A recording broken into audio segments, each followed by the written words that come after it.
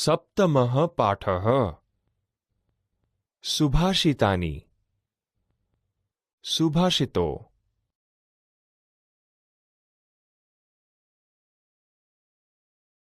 સુભાષિતો એ સંસ્કૃત ભાષાની આગવી વિશેષતા છે.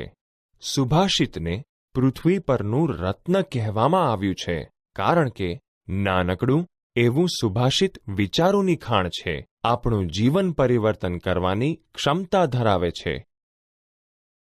આજે આપણે સપ્તમઃ પાઠઃ સુભાષિતાની સુભાષિતોનું લયબદ્ધ અને ભાવસભર ગાન કરતા શીખીશું.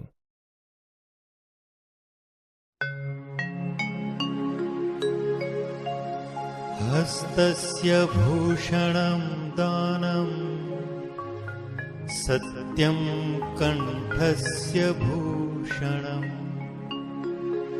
શ્રોત્રસ્ય ભૂષણમ શાસ્ત્રમ ભૂષણે કિં પ્રયોજનમ.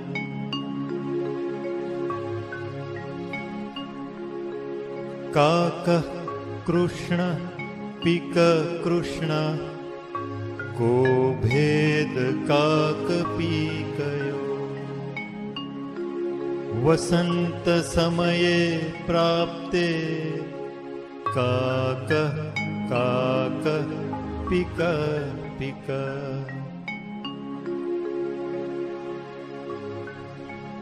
યથા ચિત્તં તથા વાચો યથા વાચસ્તથા ક્રિયા. ચિત્તે વાચી ક્રિયાયાં ચ સાધુનામેક રૂપતા. સર્વતીર્થમયી માતા સર્વદેવમય પિતા. માતરં પિતરં તસ્માत् સર્વયત્નેન પૂજયે.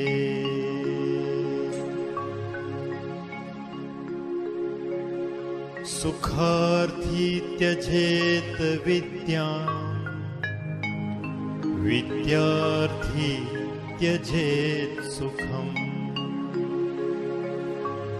સુખાર્થી ન કુતો વિદ્યા વિદ્યાર્થી ન કુતો સુખમ.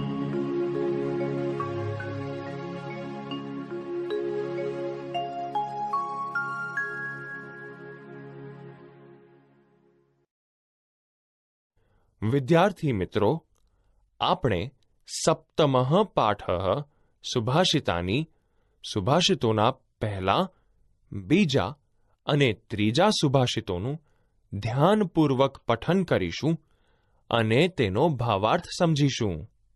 હસ્તસ્ય ભૂષણમ દાનમ સત્યમ કંઠસ્ય ભૂષણમ શ્રોત્રસ્ય ભૂષણમ શાસ્ત્રમ ભૂષણૈઃ કિમ પ્રયોજનમ. ભાવાર્થ: હાથનું ઘરેણું દાન છે, ગળાનું ઘરેણું સચ્ચાઈ છે, કાનનું ઘરેણું જ્ઞાન છે, તો અન્ય ઘરેણાં શા કામના છે? સમજૂતી: આ સુભાષિતમાં મનુષ્યના સાચા ઘરેણાં વિશેની વાત કરવામાં આવેલી છે. અહીં હાથનું સાચું ઘરેણું દાન, ગળાનું સાચું ઘરેણું સત્ય, કાનનું સાચું ઘરેણું શાસ્ત્ર એટલે કે શાસ્ત્રના ધર્મયુક્ત વચનો છે. જો આપણી પાસે આટલા ઘરેણાં હોય તો બીજા ઘરેણાંની શી જરૂર છે? મનુષ્યની સાચી ઓળખ તેનામાં રહેલા ગુણોથી થાય છે. વ્યક્તિમાં રહેલા ગુણો જ ખરા અર્થમાં તેને દીપાવે છે, નહીં કે બાહ્ય સોના ચાંદીના આભૂષણો.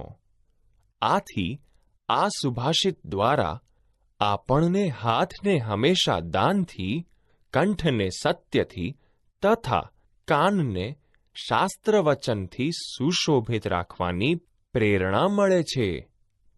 કાકઃ કૃષ્ણઃ પિકઃ કૃષ્ણઃ કો ભેદ કાકપિકયોઃ વસંત સમયે પ્રાપ્તે કાકઃ કાકઃ પિકઃ પિકઃ. ભાવાર્થ: કાગડો કાળો છે, કોયલ કાળી છે. કોયલ અને કાગડામાં શો તફાવત છે? વસંત ઋતુનો સમય આવતા કાગડો એક કાગડો છે અને કોયલ એક કોયલ છે. સમજૂતી: આ સુભાષિતમાં કહેવામાં આવ્યું છે કે દેખાવમાં કે રંગમાં સમાન લાગતી વસ્તુ કે વ્યક્તિ ખરેખર સમાન હોતી નથી. યોગ્ય સમયે બંને વચ્ચેનો તફાવત આપણને સમજાઈ જ જાય છે. જેમ કે કાગડો અને કોયલ બંનેના રંગ અને દેખાવમાં સમાનતા છે અને બંને વચ્ચેનો તફાવત આપણને કયા સમયે જોવા મળે છે? તો વસંત ઋતુ સમયે કોયલના કર્ણપ્રિય મીઠા ટહુકાથી ખબર પડી જ જાય છે કે કાગડો એ કાગડો છે અને કોયલ એક કોયલ છે.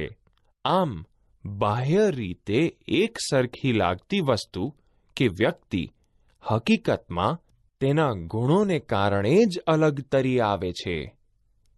યથા ચિત્તમ તથા વાચો, યથા વાચાસ્તથા ક્રિયા. ચિત્તે વાચી ક્રિયાયામ ચ સાધુનામેક રૂપતા.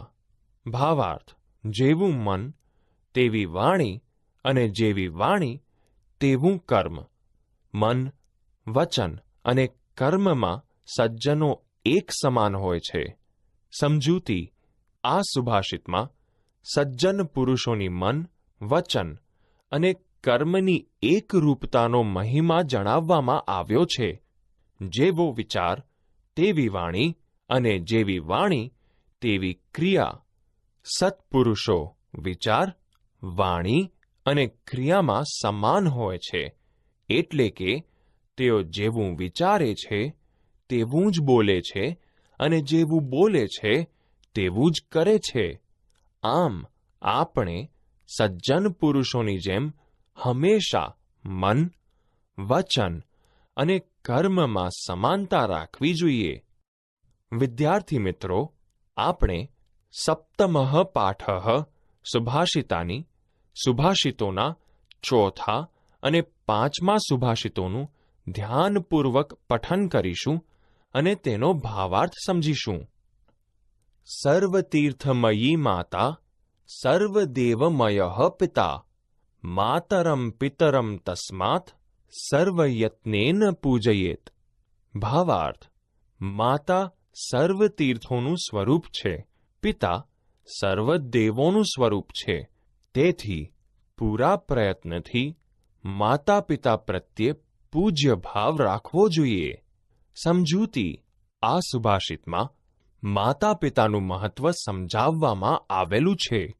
આપણી ભારતીય સંસ્કૃતિમાં માતૃદેવો ભવ તથા પિતૃદેવો ભવ કહેવામાં આવેલું છે. ભગવાન ગણેશે માતા પિતાની પ્રદક્ષિણાને જ સમગ્ર પૃથ્વીની પ્રદક્ષિણા ગણાવીને માતા પિતાનું મહત્વ સમજાવ્યું હતું. વર્તમાન સમયમાં માતા પિતાના ઋણને ભૂલી જઈને સંતાનો તેમણે વૃદ્ધાશ્રમમાં મૂકી આવે છે. આજકાલ વૃદ્ધાશ્રમોની સંખ્યા વધતી જાય છે. તે આપણી સંસ્કૃતિ માટે ઘાતક છે. આમ અહીં આ શ્લોક દ્વારા માતા પિતાનું ઋણ ભૂલવાને બદલે તેમના પ્રત્યે નાનપણથી જ ગૌરવની અનુભૂતિ થાય છે. આપણે હંમેશા આપણા માતા પિતાનું સન્માન કરવું જોઈએ. સુખાર્થી ત્યજેત વિદ્યામ, વિદ્યાર્થી ત્યજેત સુખમ. સુખાર્થિનઃ કુતો વિદ્યા, વિદ્યાર્થિનઃ કુતો સુખમ. ભાવાર્થ: સુખની ઈચ્છા રાખનારે વિદ્યાનો ત્યાગ કરવો જોઈએ અને વિદ્યાની ઈચ્છા રાખનારે સુખનો ત્યાગ કરવો જોઈએ. સુખની ઈચ્છાવાળાને વિદ્યા ક્યાંથી મળે અને વિદ્યાની ઈચ્છાવાળાને સુખ ક્યાંથી મળે? સમજૂતી: આ સુભાષિતમાં વિદ્યા અને સુખની વાત કરીને બંને એક સાથે ક્યારેય સંભવી ન શકે તે જણાવવામાં આવેલું છે. જેમ કે સુખની ઈચ્છા કરનારને વિદ્યા પ્રાપ્તિ થતી નથી અને વિદ્યા પ્રાપ્તિની ઈચ્છા રાખનારે સુખ છોડવું જ પડે છે. તેથી જ કહ્યું છે કે સુખાર્થીને વિદ્યા ક્યાંથી, વિદ્યાર્થીને સુખ ક્યાંથી?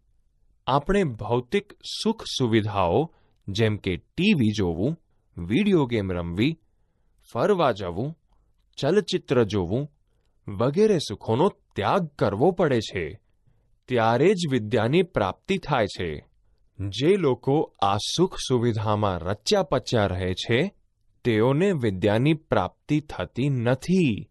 આમ અહીં વિદ્યા પ્રાપ્તિ માટે સખત મહેનત કરી સફળતા પ્રાપ્ત કરવા માટે સૂચન કરવામાં આવેલું છે.